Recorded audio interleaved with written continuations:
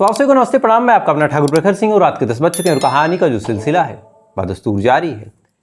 आज की कहानी की बात करूं तो आज की कहानी झारखंड की है और वास्तव में ये कहानी इतनी हैरान करने वाली है कि कब किसकी मौत कहाँ बुला के लेके आए कुछ कहा नहीं जा सकता। और ऐसी वजह भी कत्ल की कि शायद सुनने वाला भी हैरान, जानने वाला भी परेशान, और ये भी एक बात कि आखिर कत्ल से आदमी बचे कैसे। अब तो ऐसा लगता है कहानियाँ सुनने और सुनाने के बाद कि शायद आपकी जिम्मेदारी है कि अपने शरीर को बचाएं। कातिल तो खुलेआम घूम रहे हैं और कातिल तो अपना काम करेगा, आप खुद अपने शरीर की हिफाजत करो। और कहाँ तक करेंगे, ये सवाल मेरा आपसे है और कहानी सुनने के बाद जरूर बताइएगा। पूरी कहानी आपको बताऊं तो इसी झारखंड के कोरबा में एक गांव पड़ता है, गोपालपुर गांव। और इसी गांव के पास एक बांध है और बात पिछले बुधवार की है। इसी बांध के पास एक तालाब है। सुबह सुबह एक लगभग 40 से 50 साल का आदमी रहा होगा, इसी तालाब के पास जाता है। जाने के बाद उसने देखा कि वहां पे एक बोरा तैर रहा है। अब ये चीज जब वो देखता है, देखने के बाद बड़े उत्साह के साथ उस बोरे को खोलता है, चूंकि बोरा पूरा पैक था और भरा सा था। बड़े उत्साह के साथ उस बोरे को खोलता है कि शायद अंदर कुछ कीमती चीज हो या फिर कुछ कपड़े वगैरह हो या फिर क्या हो। खोलने के बाद जैसे ही अंदर झांकता है, जो कुछ उसने देखा, उसे देखने के बाद बदहवास वहां से चीखता हुआ भागता है। चीख आसपास के लोग सुनते हैं, वो भी वहां पे भाग के जाते हैं। जाने के बाद तमाम लोग की मौजूदगी में उस बोरे को जब ठीक से खोला जाता है तो अंदर एक हाथ, पैर के टुकड़े और कुछ उंगलियां मिलती हैं। ये चीज आसपास के तमाम लोगों ने जब देखा, फौरन उन्होंने पुलिस को इत्तला किया। पुलिस आती है।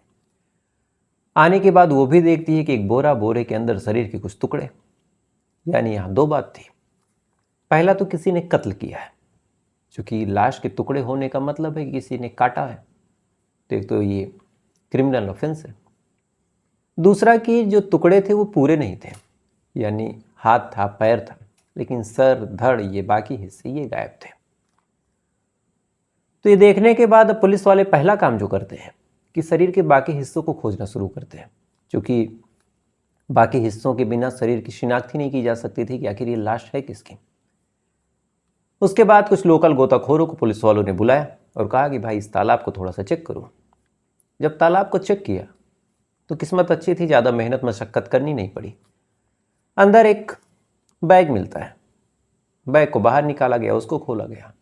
उस बैग के अंदर इंसान का एक सर और शरीर के बाकी हिस्से, और साथ ही जब उस बैग की अच्छे से तलाशी ली गई तो बैग के अंदर एक पासपोर्ट और एक आधार कार्ड की 2 कॉपी मिलता है।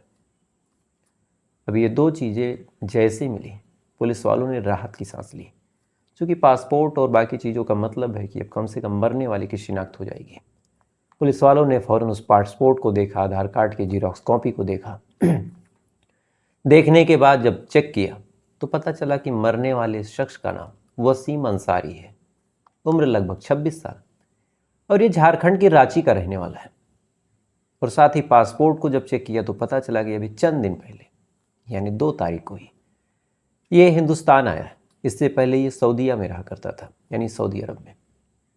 तो एक आदमी 2 तारीख को सऊदी अरब से हिंदुस्तान आया और फाइनली 7 दिन ही गुजरे थे कि उसकी लाश मिली, वो भी उसके घर से काफ़ी दूर। तो पुलिस वाले परेशान कि आखिर ये पूरा मामला क्या है। एक आदमी सऊदी अरब से आता है और गए हुए भी लगभग 2.5 साल हो गए थे, 2.5 साल से आया नहीं, तो एक हफ्ते के अंदर किसी से ऐसी क्या दुश्मनी हो गई जिसने इस कदर कत्ल कर दिया। पुलिस वालों ने अब पहले तो वसीम अंसारी के परिवार वालों को बुलाया, उनको पूरी घटना की जानकारी दी कि आपके घर के एक सदस्य के साथ ऐसा हो गया। परिवार वाले जब ये जानकारी सुनते हैं, हैरान परेशान, मानो काटो तो खून नहीं, क्योंकि शायद उन्हें जानकारी भी नहीं थी कि वसीम अंसारी आया है। बहरहाल परिवार वालों को शरीर के टुकड़े भेज दिए जाते हैं। बेचारे जैसे तैसे करके उन टुकड़ों का अंतिम संस्कार करते हैं। साथ ही पुलिस वालों से गुहार लगाते हैं कि साहब कौन कातिल है, आप उसको ढूंढिए, हमारे बेटे से किसी की क्या दुश्मनी, कम से कम वजह तो जाने। पुलिस वाले भी जब ये मार्मिक अपील परिवार वालों को सुनते हैं, उनका भी कलेजा पसीज जाता है। उन्होंने अब जांच पड़ताल शुरू की। सबसे पहले परिवार वालों से पूछा कि क्या आपको किसी पे डाउट है। परिवार वालों ने कहा कि साहब हमारे बच्चे की किसी से कोई दुश्मनी या फिर किसी से कोई रंजिश कभी रही ही नहीं, और 2.5-3 सालों से हमारा जो बेटा है वो बाहर गया है और बाहर से अभी तक आया ही नहीं था। अभी चंद दिन पहले जो हम लोग देख रहे उस हिसाब से आया। तो किसी की क्या दुश्मनी हो जाएगी 7 दिन में किसी हिसाब से मार देगा। साथ ही पुलिस वालों ने पूछा कि क्या आपको किसी पे कोई डाउट है, कोई प्रॉपर्टी वगैरह को लेके आपस में कोई विवाद। परिवार वालों ने कहा कि साहब प्रॉपर्टी को लेके आपस में हमारा कभी विवाद रहा ही नहीं, और डाउट क्या करें, हमारे सभी से अच्छे संबंध हैं, सबसे अच्छे रिश्ते हैं। अब ये तमाम सवाल पुलिस वाले जब पूछते हैं परिवार वाले जवाब देते हैं। कहीं से कुछ जानकारी मिली नहीं, परिवार वालों की बातों से कुछ ऐसा लगा नहीं कि किसी पे डाउट हो। पुलिस वालों ने कहा कि चलो अब इस कहानी को हम ही लोग सुलझाएंगे। तो पुलिस वालों ने टेक्निकल सर्विलांस की मदद ली, यानी कॉल डिटेल से लेकर तमाम चीज़ें। जब कॉल डिटेल खंगाली और साथ ही व्हाट्सएप इन तमाम चीज़ों को चेक किया, एक लड़की का नंबर मिला। अब लड़की की जो उम्र थी बमुश्किल 16 साल, और वसीम अंसारी की जो उम्र थी वो 26 साल। तो एक 16 साल की लड़की का जब नंबर मिला तो पुलिस वालों ने कहा कि चलो अभी इससे पूछताछ करें। पुलिस वाले उस लड़की के पास जाते हैं। जाने के बाद जब उससे पूछताछ करते हैं तो शुरुआत में तो लड़की नॉर्मल रही, लेकिन जैसे जैसे सवाल थोड़े से गंभीर होते गए कि आपसे बातचीत कब हुई, क्या आपसे मिलने आया था, आपसे यहाँ आने के बाद क्या बात हुई, क्या इसने कुछ शेयर किया था, इन तमाम सवालों पे लड़की को जो जवाब थे वो थोड़ा सा लड़खड़ाने लगते हैं। अब ये शब्द, ये चीज़ें, पुलिस वाले भाग गए। उन्हें अब डाउट हो गया कि लड़की कुछ जानती है। उन्होंने फिर उस लड़की को उठाया। उठाने के बाद थाने लाते हैं, उसके बाद उससे पूछताछ तबीयत से करते हैं।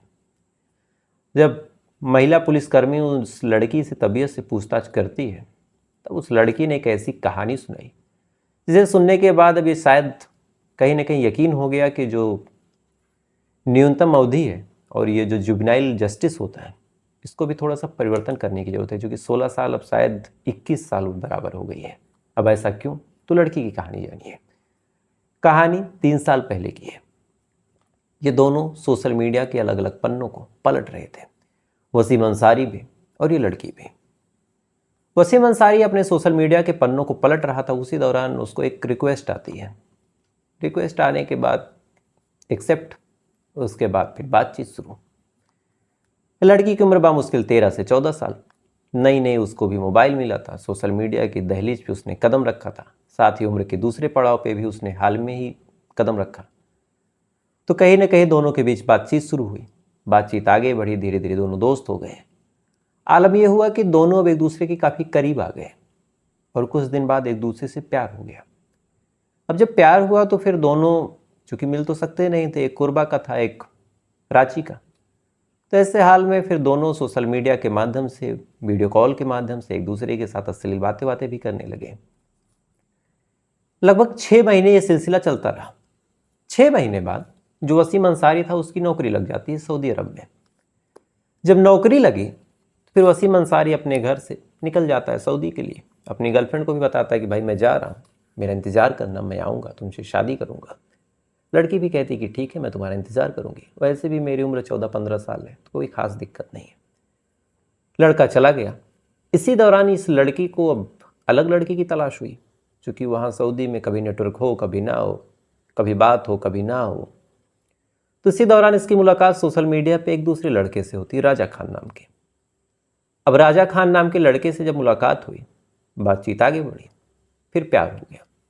इत्तेफाक से राजा खान यही लोकल का था, तो फिर दोनों ने फैसला किया कि अब एक दूसरे के साथ ही रहते हैं।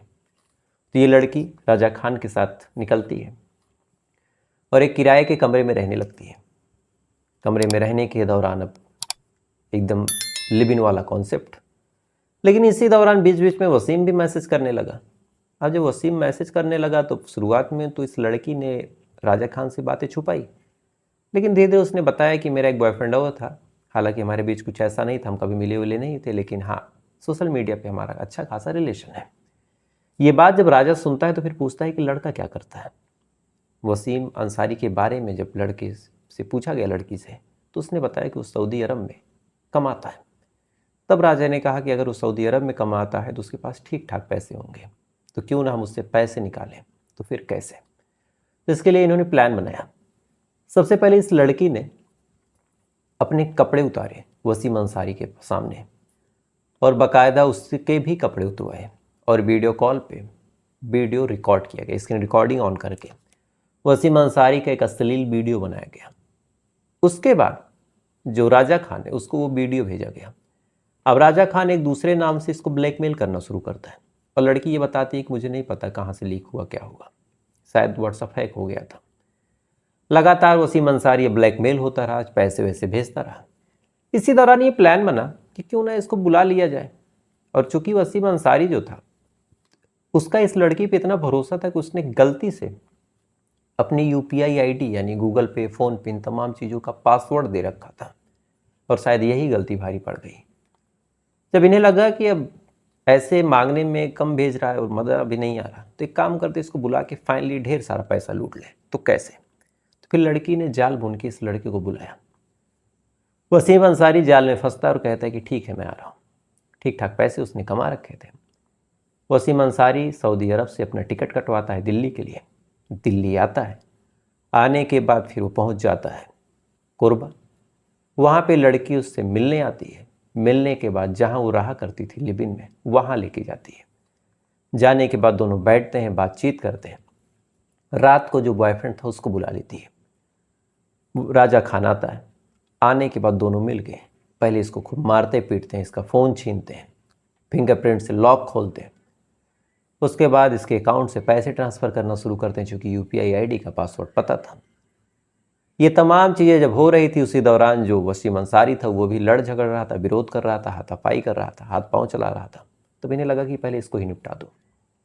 इसके बाद जो लड़की थी अय्यूब और राजा खान, ये दोनों मिल के वसीम का गला काट देते हैं। और प्लान पहले ही था कि इसको मार देना, चूँकि ऑनलाइन इन्होंने चाकू मंगाया था। गला काटने के बाद फिर पैसे लेते हैं, UPI से जितने हो सकते थे उतने ट्रांसफ़र करते हैं। गले की चैन लूट लेते हैं, अंगूठी लूट लेते हैं, घड़ी लूट लेते हैं, फ़ोन लूट लेते हैं। उसके बाद लाश के टुकड़े करना शुरू करते हैं, क्योंकि लाश ऐसे ठिकाने लगानी थी कि कभी पता न चले। तमाम टुकड़े करने के बाद जो रिकॉर्ड पे है कि 17 टुकड़े करते हैं। उसके बाद इन टुकड़ों को फ्रिज में डालते हैं। बाकायदा सोचते हैं 2 दिन तक कि लाश का करें क्या। फ्रिज में डालने के बाद ये आइडिया है कि चलो फेंक देते हैं, क्योंकि पहचान हो नहीं पाएगी, कौन ही पहचान करेगा, क्योंकि किसी को कानो कान खबर नहीं, सबको यही पता कि वो सऊदी अरब में है। तो फिर लाश के टुकड़े करने के बाद 2 बोरों में, एक थैला एक बोरा, उसमें डाल के उसी डैम के पास फेंकते हैं और जो कुछ सामान वगैरह लेके आया था वो भी फेंक देते हैं। और यहीं गलती से पासपोर्ट और आधार का 2 कॉपी उसी बैग में रह गया, क्योंकि वो बैग वसीम अंसारी का था और उसी में उसने सर रख के फेंक दिया और यही गलती हुई। इतना करने के बाद ये दोनों भाग जाते हैं उड़ीसा। और उड़ीसा में जाने के बाद इत्मीनान से शॉपिंग करते हैं, इत्मीनान से पैसे खर्च करते हैं, क्योंकि UPI ID उसके पास थी, आराम से रोज़ पेमेंट कर रही थी गूगल पे से। अंत में पुलिस वाले जब पूरी कहानी सुनते हैं, फिर राजा खान को गिरफ्तार किया गया। उससे जब पूछताछ हुई तब उसने भी एक कहानी बताई और सेम कहानी यही। आप सोच के देखिए कि एक लड़का एक लड़की से सोशल मीडिया पर इस कदर अटैच होता है कि अपना दिल देता है। दिल देने के बाद वही लड़का लड़की से प्यार में अपनी तमाम चीज़ों को सौंप देता है, UPI ID दे देता है, अपने गूगल पे का पासवर्ड दे देता है। लड़की बुलाती है सऊदी अरब से, हिंदुस्तान आ जाता है। हिंदुस्तान आने के बाद उससे मिलने चला जाता है और अंत में मारा जाता है। तो फिर आप कहाँ कहाँ बचेंगे?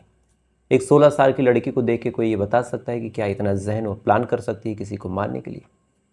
अगर ये कहानी आप सुन रहे हैं तो शायद आपका जवाब हाँ होगा, और अगर आप नहीं सुने थे तो फिर आपका जवाब यही होगा कि नहीं, कौन ऐसा कर सकता है।